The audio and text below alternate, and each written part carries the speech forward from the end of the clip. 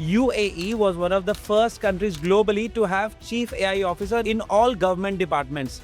Is that a persona you can help with Lightbeam? What I've always said is they were probably already using AI before, just didn't realize they were using True. AI. What Lightbeam will give you the ability to do is reduce that overall access.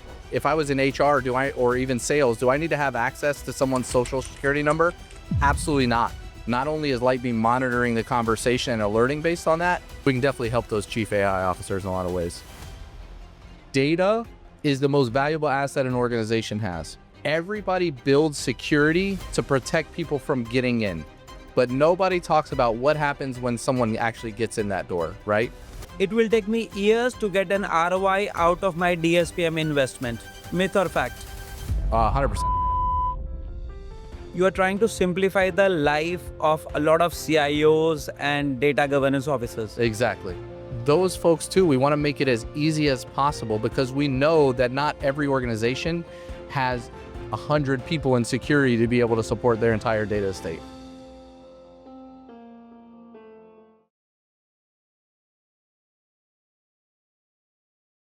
Hello and welcome to Spire Connect, powered by Spire Solutions, where innovation meets conversation. Everybody in the world is talking about identity, about governance, and also about data identity-based graphs. What exactly are these buzzwords? To answer these questions, I have in the studio with me Jimmy Phipps, VP Sales Worldwide from Lightbeam. Jimmy, welcome to the show. Appreciate it, man. Thank you for having me. So what are all these buzzwords I just spoke about? That's a great question. So you mentioned a lot of these buzzwords. First one I want to start with is data identity graph. So what data identity graph is tying data back to who that actually belongs to. So you think about traditional DSPM platforms, they were looking for sensitive information. They might say you have a credit card, social insurance number, social security number, passport, those types of data. But what they wouldn't actually do is tell you who those actually belong to. That's important for a multitude of reasons. One, to meet different compliances that are out there, GDPR, CCPA, et cetera.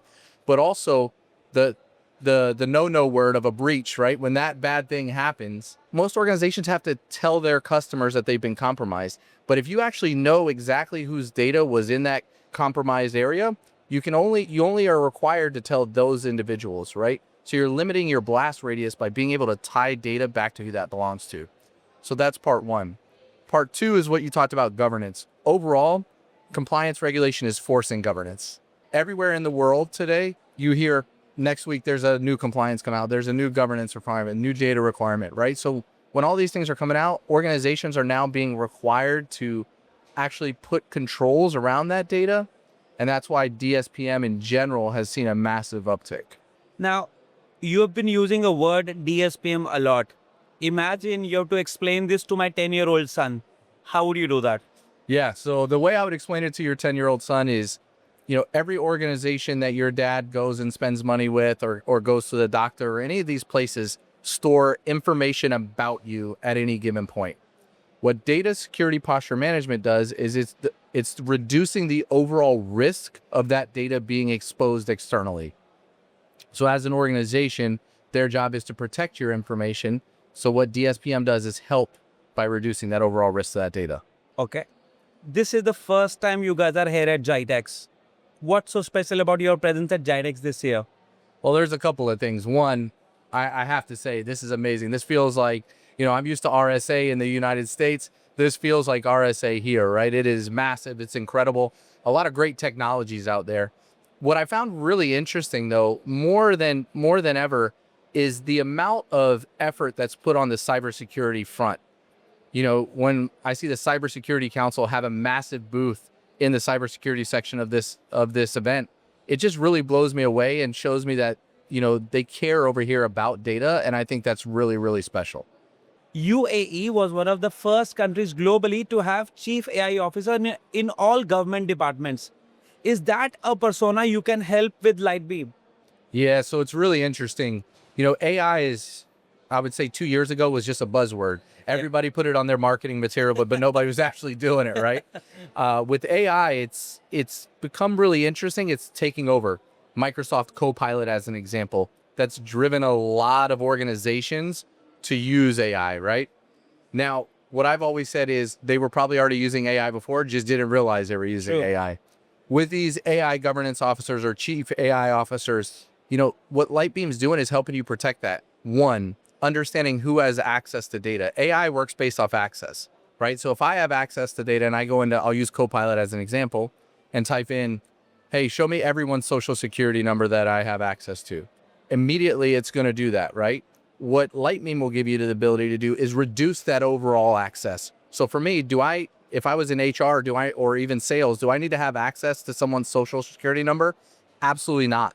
So let's start revoking that access in an automatic way. So when I go to ask that question, not only is Lightbeam monitoring the conversation and alerting based on that, but number two, it's going and trying to, the AI is trying to go and pull that data and it can't because I don't have access to that data anymore. So we can definitely help those chief AI officers in a lot of ways. Two things about AI which I do not like is one, AI hallucinates. And second, everybody is talking about agentic AI, but they do not know what to do with agentic AI. Are you guys aware? Yeah, I mean, agentic AI is a very tough subject, I think, right now. As I mentioned earlier, right, AI 2 years ago was really just a buzzword. The new buzzword is agentic AI, right? So what I think you'll see in the next year or so, that'll kind of start to get flushed out. You'll start seeing more of it. But the thing that I always say is the bad guys are using this too. So it's Yeah. not just about the good guys helping you protect, but the bad guys are going to be using it too. So it's kind of working hand in hand to compete. And in terms of hallucination, you're 100% correct on that as well. It's always a challenge, but customers having good data to train AI models on are the key to everything. The days I started selling cybersecurity solutions, the world was talking about network DLP, endpoint DLP, and then for the DLP, it was a whole cycle wherein you start with data classification, then the DLP story, and then the information rights management story. Do you think that story is dead now? I think the traditional aspect of it is dead. And so what I mean by that is you actually nailed it. You know, the first thing that happens in any DLP is data classification. DLPs notoriously would actually misclassify data because they were using traditional regex, True. which puts a big overhead on end users to write new regex patterns to hopefully overcome those misclassifications.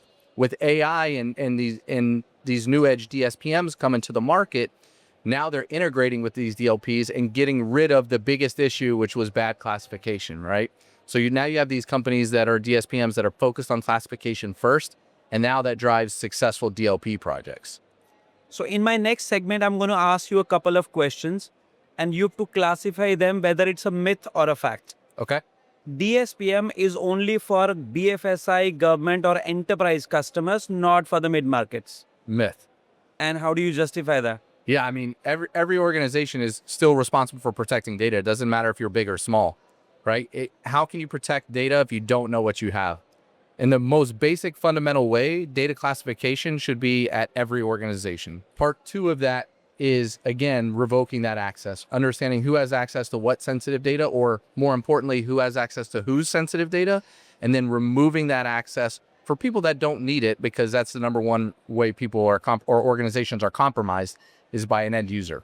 My data is on a cloud and the cloud provider, irrespective of the name, is giving me DSPM services for free. Is that reliable? That's a tough question. I'm going to say myth on this, right? And the only reason I'm going to say myth is free doesn't always mean good, right? Especially if that cloud provider is the one that's in charge of protecting your data, but they're also the ones that have a lot of the vulnerabilities in them, right? So you're saying, hey, I'm going to leverage your security solution to protect all the issues that are in my current cloud platform. I think in the end, right, you have to test and determine if that's going to be good enough for you. But I would venture to say there's a reason that there are so many companies coming into the DSPM market, because the traditional free versions of it aren't successful enough. It will take me years to get an ROI out of my DSPM investment. Myth or fact? 100% a myth. I feel very strongly about this. So we do, with our customers, we do what we call a 90-day plan. And what that 90-day plan is, every 90 days, we're trying to check a box of a use case that we've solved for that customer. Amazing. So the biggest one right away is, hey, let's classify your data accurately. Part two of that within that first 90 days is let's label your data accurately. Why do we want to label the data accurately? Because we want DLP to be effective, right? So the investment that they've already spent on the DLP is now going to get better. The investment they've spent on us, we're already solving a business use case there. The next one would be access. Let's start revoking access to sensitive data. So we do that in the next 90 days typically. And then the last 90 days, we're turning on things like ransomware and user behavior analytics and really protecting them against potential attacks. So we see every 90 days, we see our customers trying to get wins with our platform. So ROI happens very, very quickly. So, as somebody who is into sales and entering a new region, when you meet an end customer, they have not planned to buy your product next year.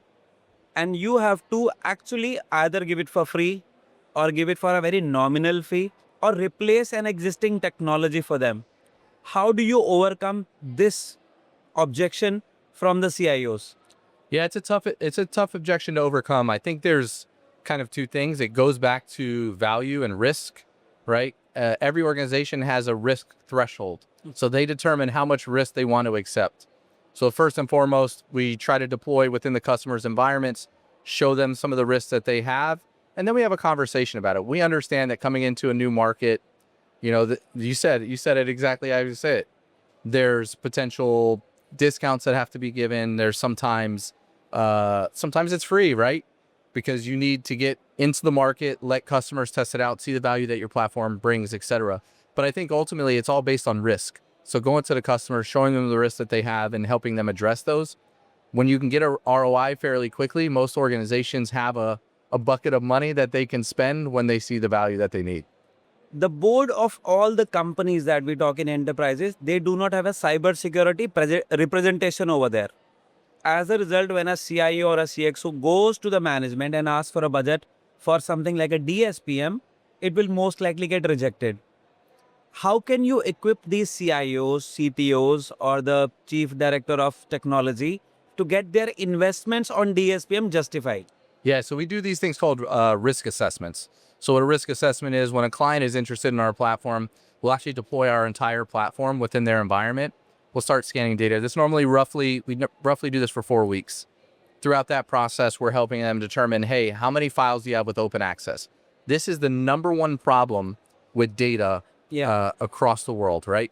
So I'll give you an example. We connected to a customer's environment recently, and they had 2 million files with open access. All 2 million files had sensitive data. Wow. So what that means is if one person is compromised within the organization, those 2 million files can be gone, right? That's a significant dollar spend for them. The ROI, I think the overall cost was like $45 million on that stuff. So for a small investment for Lightbeam, we could save them potentially $45 million. For them, it was a no-brainer, right? Is it always going to be that easy? No. No. But the idea is we go in there, we do a risk assessment, and we actually give them a presentation to take to their board, and we'll even present with them if that's something that they prefer. You have trusted Spire Solution for being your exclusive partner in the region, representing you guys. What are the key areas you think Spire can help you with? Yeah, so Spire's been instrumental for us in this area, right? I think the biggest thing that Spire is really helping us on is they're our feet on the street, right? They're here, they're local. They actually understand our technology at a deep level. But the thing that is really exciting to me is they understand the customer problems here, right? So they're coming to us, sitting in a room and saying, hey, we have these 3 customers. Here's their problems. Can you solve it? And they're very honest and upfront. And we have that same level of communication where we're like, hey, that's not us, right? Or, hey, this is us. We can actually help solve this. So that's the thing that I love about Spire. And the thing that I think really they bring to this market is their expertise, their feet on the street, and their overall trusting relationships. People love talking about automation, but they do not know how to reconcile this automation. You guys are an expert in that. What's your secret sauce? It's very interesting, right? There's kind of 3 steps to automation, which a lot of customers don't understand. Step 1 to automation is, hey, let's not actually automate anything. Let's see what the alert is. Let's see if it would take the right action. And once I've trusted and verified, then I can implement phase 2. Phase 2 is that same exact thing, but you have an approval workflow. right? So it's not just, hey, as soon as this happens, you automate everything and it's done. Instead, you have an approval workflow where so-and-so has to say yes. Then the next person has to say yes. Okay, 2 people have said yes, and then the automation happens. Phase 3 of that, once you've seen that work successfully and it's doing the right actions, then you deploy that full automation. So one, it's understanding that you can't just go from 0 to 100 right away. There's steps in between. But step 2 is also working closely with the customer to actually understand what the outcome that they want is, right? Not fitting a square peg in a round hole saying, hey, this is how we do it, so this is the only way. It's really understanding that and making sure that we meet what their workflows are. I love these ideas of a step-by-step approach where you have early wins for a customer. Can you share me a customer success story where when you entered, things were in a disarray? The moment you left, things were much more beautiful than the customer expected. Yeah, that's perfect. I'll just make one little correction to what you said. We haven't left that customer yet. So, but yeah, so very simply, we have a customer, a large retail and hospitality customer, and they really bought us for one reason, something called defensible deletion. So every organization says they want to delete data, and they have a retention control policy, but it's really hard for a customer to actually hit delete. But their legal team was actually looking for ways to get rid of some of this data because they understood the risk. So when they bought us for that, the first thing we did, obviously, start scanning data. Step 2 of that, we started doing proprietary classifications. So this is really interesting, right? The benefits of AI. So we were able to start doing some proprietary classifications and not writing regex patterns, but just by presenting a document to the platform and saying, hey, show me where these documents are. Then what that allowed them to do is classify those documents appropriately and meet their retention policies. Nice. So within about 120 days, they were actually able to delete about 25 terabytes of data. So they're still doing deletion now. I think when all things are said and done, there'll be about 200 terabytes down of data that they had no reason to keep, no regulation at all, but that was just sitting there, obviously risky with sensitive information. So that was number 1. Number 2, all their files are now labeled. So they had a platform called Microsoft Purview that was labeling data. They had some misclassifications on that. They said, hey, Lightbeam, your classifications have been very, very good. We would like you to label the data. Can you do that? We said, yes. So within 90 days, we fully labeled all their documents. Now their DLP is being more affected. And then the last one that we're starting now is we're working on access controls, right? So with those access controls, understanding who has access to what data, and now starting to put the controls around it. The first one that we did was HR had access to customer data. HR no longer has access to any customer data within their environment, and it's monitoring it ongoing. So if someone were to give them access for whatever reason, Lightbeam will automatically take the appropriate action and remove that access. So it's still ongoing, and we'll continue to monitor going forward, but huge successes overall for them already. So Lightbeam is a pioneer in looking data classification through a different lens. What can we expect from Lightbeam in 2026? Oh, that's a great question. You mentioned Agentic AI. I'm sure that's going to come into play here soon too. But what you're going to see overall, I think, is a better user experience. And this is crazy for me to say because I think our user experience is already phenomenal with our automations and things like that. But what we're looking to do is take it to a more natural language type platform, meaning you could go in today and just type, hey, who has access to social security numbers within my environment? Not only will it tell you who has access, it'll also ask you a question. Do you want me to remove their access? Wow. And then you be able to say yes. And then it automatically happens. And what the benefit of that is now, traditional DSPM platforms required teams to support it.